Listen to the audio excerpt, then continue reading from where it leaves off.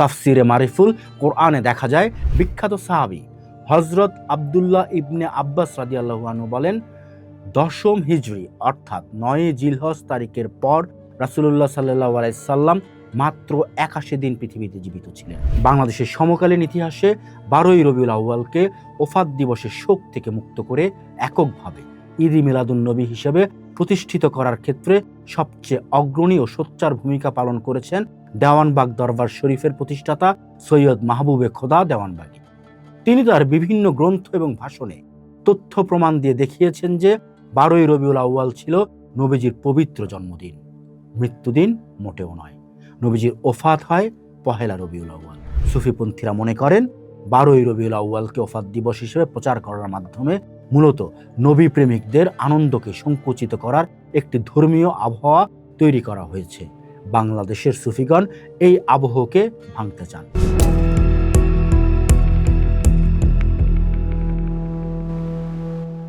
ইসলামী ইতিহাসে সর্বকালের সর্বশ্রেষ্ঠ মহামানব হযরত মুহাম্মদ সাল্লাল্লাহু আলাইহি সাল্লামের জন্ম এবং ওফাতের তারিখ নিয়ে বিশ্বজুড়ে মুসলিম স্কলার ও ইতিহাসবিদদের মধ্যে বিতর্ক চলছে দীর্ঘকাল ধরে। আমাদের সমাজে একটি অত্যন্ত জনপ্রিয় ও ঐতিহ্যগত ধারণা প্রচলিত রয়েছে যে রাসূলুল্লাহ সাল্লাল্লাহু আলাইহি সাল্লাম 12ই রবিউল আউয়াল তারিখে জন্মগ্রহণ এবং ওফাত লাভ করেছিলেন।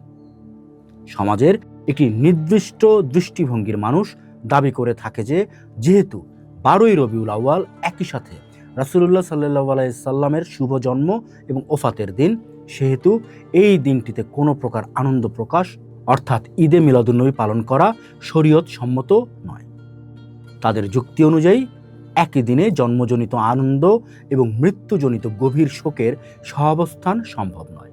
ফলে আনন্দের চেয়ে শোকের গুরুত্বই বেশি হওয়া উচিত এবং মিলাদুন্নবী উদযাপন পরিহার করা আবশ্যক।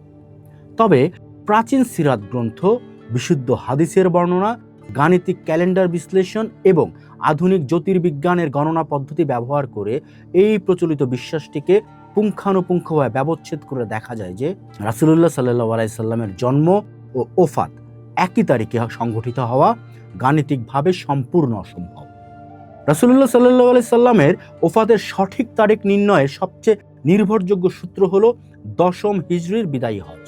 বুখারী ও মুসলিম সহ সকল বিশুদ্ধ হাদিস অনুযায়ী বিদায় হজের আরাফার দিনের ঠিক 81 দিন পর নবীজি ওফাত লাভ করেন।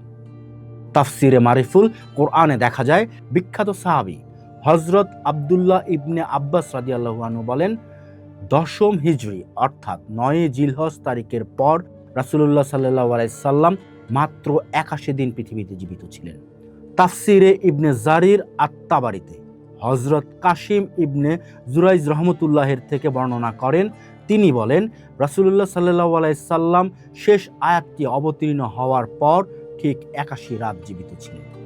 তাফসিরে ইবনে কাসিরে এই 81 দিনের বর্ণনাটি বিস্তৃতভাবে উদ্ধৃত করে এবং সিরাত বিশারদদের সূত্র ধরে নিশ্চিত করা হয়েছে আরাফার দিন থেকে ওফাত পর্যন্ত গণনা 81 বা 82 দিনের কাছাকাছি হয়। গাণিতিক হিসাবে দেখা যায় জিলহজ, মুহররম এবং সফর এই 3টি মাসের দিন সংখ্যা 29 বা 30 দিন যে বিন্যাসে সাজানো হোক না কেন 11 হিজরির 12ই রবিউল আউয়াল কোনোভাবেই সোমবার হতে পারে না। যেহেতু নবীজি সোমবার ওফাত লাভ করেছিলেন, সেহেতু ক্যালেন্ডারের অকাট্য হিসাবে ওফাত দিবসটি 1 রবিউল আউয়াল হওয়ার বিষয়টি চূড়ান্তভাবে প্রমাণিত হয়। বাংলাদেশের সমকালীন ইতিহাসে 12ই রবিউল আউয়ালকে ওফাত দিবসের শোক থেকে মুক্ত করে এককভাবে ঈদ মিলাদুন্নবী হিসেবে প্রতিষ্ঠিত করার ক্ষেত্রে সবচেয়ে অগ্রণী ও সোচ্চার ভূমিকা পালন করেছেন দেওয়ানবাগ দরবার শরীফের প্রতিষ্ঠাতা সৈয়দ মাহবুবে খোদা দেওয়ানবাগী। তিনি তার বিভিন্ন গ্রন্থ এবং ভাষণে তথ্য প্রমাণ দিয়ে দেখিয়েছেন যে 12ই রবিউল আউয়াল ছিল নবীজির পবিত্র জন্মদিন, মৃত্যুদিন মোটেও নয়। নবীজির ওফাত হয় 1 রবিউল আউয়াল। বাংলাদেশের প্রখ্যাত মাইজভান্ডারী তরিকাও বারবার বলে থাকে 12ই রবিউল আউয়াল শোকের দিন নয়, বরং বিশ্বজগতের খুশির দিন। মাইজভান্ডারী গবেষকগণ ক্যালেন্ডারের হিসাব উদ্ধৃত করে বলেন যে 11 হিজরির রবিউল আউয়ালের প্রথম সোমবারটি ছিল 1 বা 2 রবিউল আউয়াল। তাই শোক পালনের মাধ্যমে ঈদ মিলাদুন্নবীর আনন্দকে ম্লান করার কোনো অবকাশ নেই। বাংলাদেশের প্রখ্যাত কুতুববাগ দরবার শরীফের আলেমগণ দীর্ঘকাল ধরে 12ই রবিউল আউয়ালকে পরম আনন্দের দিন হিসেবে উদযাপন করে আসছেন। তাদের গবেষণা অনুযায়ী রাসূলুল্লাহ সাল্লাল্লাহু আলাইহি সাল্লামের ওফাত হয়েছে 2 রবিউল আউয়াল। তারা মনে করেন উমাইয়া শাসকদের রাজনৈতিক চক্রান্তের ফলে একই দিনে জন্ম ও মৃত্যু দিবস প্রচার করা হয়েছিল, যাতে মুসলমানরা মিলাদুন্নবীর আনন্দ ভুলে শোকাতুর হয়ে থাকে। এছাড়া বাংলাদেশের সুফি ভাবাপন্ন আলেমদের একক বৃহত্তর প্ল্যাটফর্ম আহলে সুন্নাত ওয়াল জামাত এর অধিকাংশ শীর্ষস্থানীয় আলেমগণ তাদের ওয়াজ এবং লেখনীতে 12ই রবিউল আউয়ালকে ওফাত দিবস হিসেবে অস্বীকার করেছেন। এই স্কলারেরা হাফিজ ইবনে হাজার আসকালানির ফাতহুল বারি এবং ইমাম সুহাইলির রাউদুল উনুফ গ্রন্থ থেকে প্রমাণ পেশ করেন যে 1 বা 2রা রবিউল আউয়ালই নবীর ওফাতের সবচেয়ে শক্তিশালী তারিখ।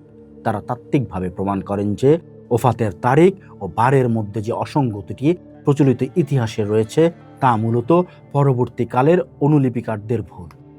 এদিকে খাজা এনায়েতপুরী রহমতুল্লাহের অনুসারী আধুনিক সুফি গবেষক এবং ফুরফুরা সিলসিলার আলেমরা মনে করেন রাসূলুল্লাহ সাল্লাল্লাহু আলাইহি সাল্লামের ওফাত সফর মাসের শেষে অথবা রবিউল আউয়ালের শুরুতে, অর্থাৎ 1 বা 2 তারিখে হয়েছিল, 12ই রবিউল আউয়ালে নয়। কেন এই সুফি সাধকগণ 1লা এবং 2রা রবিউল আউয়ালের ওফাত দিবসের উপর জোর দিচ্ছেন? সুফিপন্থীরা মনে করেন 12ই রবিউল আউয়ালকে ওফাত দিবস হিসেবে প্রচার করার মাধ্যমে মূলত নবী প্রেমিকদের আনন্দকে সংকুচিত করার একটি ধর্মীয় আবহাওয়া তৈরি করা হয়েছে। বাংলাদেশের সুফিগণ এই আবহকে ভাঙতে চান।